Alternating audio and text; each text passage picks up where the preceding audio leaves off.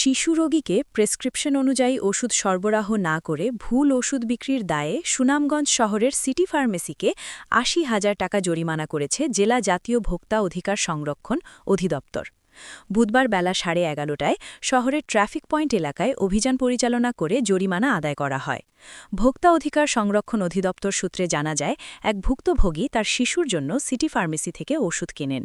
তবে ফার্মেসি কর্তৃপক্ষ প্রেসক্রিপশন অনুযায়ী ওষুধ না দিয়ে ভুল ওষুধ সরবরাহ করে। ওই ভুল ওষুধ সেবন করার পর শিশুটি অসুস্থ হয়ে পড়ে। পরবর্তীতে ভুক্তভোগীর পিতা অধিদপ্তরে একটি লিখিত অভিযোগ দায়ের করলে ফার্মেসিতে অভিযান পরিচালনা করা হয়।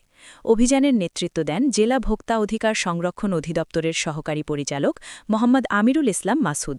এ সময় ভোক্তা অধিকার বিরোধী কর্মকাণ্ডের প্রমাণ পাওয়ায় সিটি ফার্মেসিকে ৮০,০০০ টাকা জরিমানা করা হয়। আইন অনুযায়ী জরিমানার ২৫% টাকা অর্থাৎ ২০,০০০ টাকা তাৎক্ষণিক অভিযোগকারীকে বুঝিয়ে দেওয়া হয়। এছাড়াও এ সময় বিভিন্ন অভিযোগে আরও কয়েকটি ব্যবসায়ী প্রতিষ্ঠানকে জরিমানা করা হয়।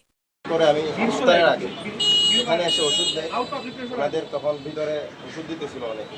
তো আমাকে একটা সিরাপের চিঠি লেখা ছিল, ওখানে ওনারা একটা ওষুধ দেয়, ওটা নিয়ে আমি আমার বাচ্চাকে খাওয়াই, সাথে অ্যান্টিবায়োটিকও চলতেছিল। একদিন পরে আমার বাচ্চার গুরুতর অবস্থা, আমি হসপিটাল ভর্তি। আমার বাচ্চা স্বাভাবিক চলাফেরা করতে পারতেছে না। এই অবস্থার মধ্যে আমি ডাক্তারের কাছে আবার যোগাযোগ করি। ডাক্তার আমাকে ওষুধ নিয়ে যেতে বলে। ওষুধ নিয়ে যাওয়ার পরে দেখা যাচ্ছে যে বলে যে আমি এই ওষুধটা লিখে নেই। পরে প্রেসক্রিপশনের সাথে মিলানোর পরে দেখা যাচ্ছে যে সম্পূর্ণ বিপরীত ওষুধ। গতকালকে আমি আসছিলাম এখানে, তো পরে দেখাইছি যে ওষুধ দিছে, উনিও সামনে ছিল, ওনারা কথা বলতেছে না। ওনার মালিকদের মধ্যে একজন ছিলেন, উনি আমাদের সিনিয়র, আমাদের এলাকারই আশপাশের। উনি বলতেছেন যে এরকম ভুল নাকি হইতেই পারে। আমার জায়গায় যদি একজন সাধারণ মানুষ, ঠিক আছে, এইটা আর এইটা কি একই ওষুধ? তাহলে এটা দেওয়া হলো কেন? আপনার এখানে কয়জন ফার্মাসিস্ট আছেন? আমি আছি। ওষুধটা কি আপনি দিচ্ছেন? কে দিচ্ছে আপনাকে ওষুধ? ওই ছেলেটা এখন এখানে নাই। বাকিরা কি ফার্মাসিস্ট? তাহলে তারা কি ওষুধ দেয়? কেন তারা ওষুধ দেবে? এত ভুলভাল দিবে, উল্টাপাল্টা দিবে। ফার্মাসিস্টরা আপনি কেন রাখবেন? নিয়ম কি? নিয়ম কি? তারা আপনাকে হেল্প করবে, কিন্তু তারা আপনাকে হেল্প করবে, কিন্তু ওষুধটা দিবে কে? ডেস্কে কে বসবে? ফার্মাসিস্ট।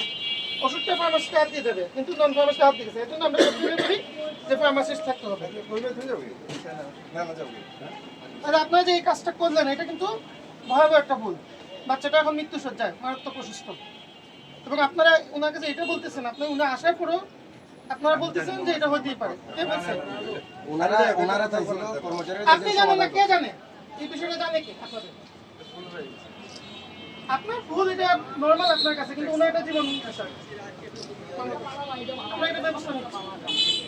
ফার্মেসিতে গেলে বলি যে ফার্মাসিস্ট রাখার জন্য, এবং ওনারা যখন লাইসেন্স নেয়, সেই লাইসেন্সে উল্লেখ আছে ফার্মাসিস্ট আর ফার্মেসি চালানো যাবে। কারণ যদি ফার্মাসিস্ট না থাকে, দেখেন এটার নাম হচ্ছে কেটি আর ওই ওষুধটার নাম হচ্ছে কিটি। যেহেতু যিনি দিচ্ছে তিনি ফার্মাসিস্ট না, তিনি ডিফারেন্টটা বুঝেন নাই, এবং দুইটা সম্পূর্ণ বিপরীত ধরনের ওষুধ, এবং এতে কিন্তু যে কোনো কারোর জীবন একদম বিপর্যয় বা বিপন্ন হতে পারে। এই জন্য এই বিষয়গুলো খুব সেন্সিটিভ। আপনারা সুনামগঞ্জের সবচেয়ে প্রমিনেন্ট ফার্মেসি, আপনাদের কাছ থেকে আমরা এটা আশা করি না।